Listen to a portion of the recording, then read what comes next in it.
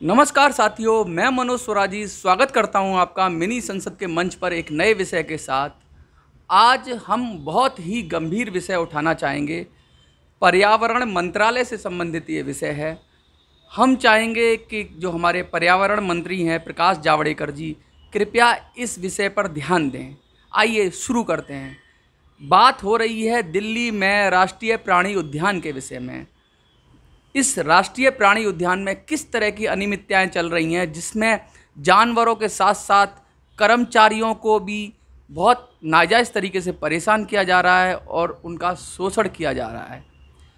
मैं आपको बताऊंगा कि अभी हमें कुछ सूत्रों से पता चला है और कुछ कर्मचारी डरे हुए हैं। वो निदेशक के बारे में ज़्यादा बोल नहीं रहे हैं, लेकिन ऐसा पता लगा है कि निदेशक अपने अधीनस्थ कर्मचारियों पर तरह तरह के दबाव डालकर अनैतिक तरीके से, गैर कानूनी तरीके से अपनी मांगें मनवा रहे हैं। राष्ट्रीय प्राणी उद्यान में कई अनुभाग हैं, जिसमें प्राणी अनुभाग है, सफाई अनुभाग है, टिकट चेकर अनुभाग है। तो ताज़ा मामला प्राणी अनुभाग के अंदर है, जिसमें मल्टीटास्किंग सर्विस से संबंधित किसी व्यक्ति की तनख्वाह काट दी गई। जैसा कि आप लोग जानते हैं कि केंद्रीय कर्मचारियों को कुछ छुट्टियां मिलती हैं, मेडिकल लीव मिलती है, कई चीज़ें मिलती हैं जो उनको बेनिफिट मिलते हैं। तो जब वो मुश्किल में होते हैं तो उन बेनिफिटों का वो उपयोग करते हैं।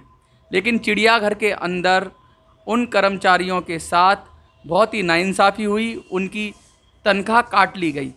पहला मामला तो ये है कि उनको जो उनके अधिकार थे उससे वंचित किया गया, और ये सब निदेशक की देख रेख में हुआ। दूसरा मामला ये है, जिसकी हम आपको फ़ोटोज़ भी भेजेंगे, कि कुछ कर्मचारियों की उपस्थित होने के बाद भी, वो ड्यूटी पर थे लेकिन उसके बाद भी रजिस्टर में गैर कानूनी और अनैतिक तरीके से उनकी उपस्थिति को फ्लूड लगाकर, सफ़ेद रंग की स्याही लगाकर अनुपस्थित दर्ज कर उनकी तनख्वाह काट ली गई। तो ये भी बहुत संगीन मामला है, जिसमें कर्मचारी का शोषण कर रहे हैं। ये भी, इस पर भी आपको ध्यान देना चाहिए।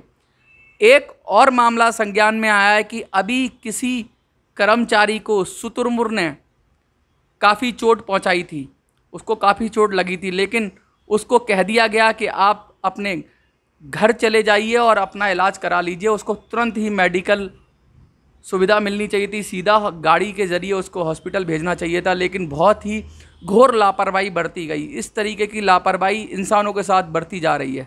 साथ में ऐसे भी आरोप सामने आए हैं कि जानवरों को उचित खाना, और जो खाना उनके लिए सरकार देती है वो नहीं दिया जा रहा है। कभी कभी धांधली हो रही है, खाने में अनियमितता बरती जा रही है। इसकी भी जांच की आवश्यकता है।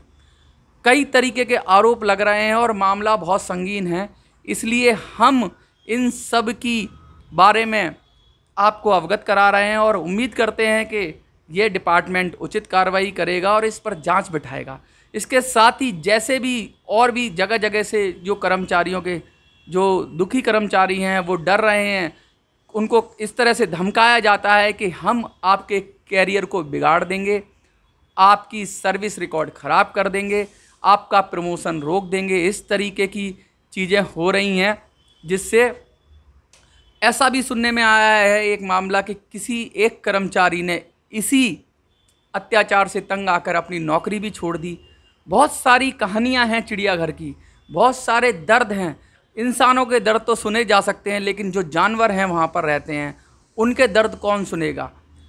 ऐसा भी मामला प्रकाश में आया है कि चिड़ियाघर के अंदर से बहुत सारे पेड़ काटकर अनैतिक तरीके से या गैर कानूनी तरीके से उनको बाहर भेजा गया। उसमें अनियमितता बढ़ती गई। लकड़ी के साथ, जो लकड़ियां हैं, जो वन क्षेत्र है अंदर प्राणी उद्यान के अंदर, उसके साथ भी बहुत सारी अनियमितता बढ़ रही हैं। गंभीर आरोप हैं, बहुत मुश्किल समय है कर्मचारियों के लिए, जानवरों के लिए। सरकार से हमें उम्मीद है कि सरकार इस पर जांच बिठाएगी। हमारे केंद्रीय मंत्री, पर्यावरण मंत्री से हाथ जोड़कर निवेदन है प्रकाश जावड़ेकर जी से कि तुरंत वो एक्शन लें और एक जांच बचाएं और औचक निरीक्षण करें।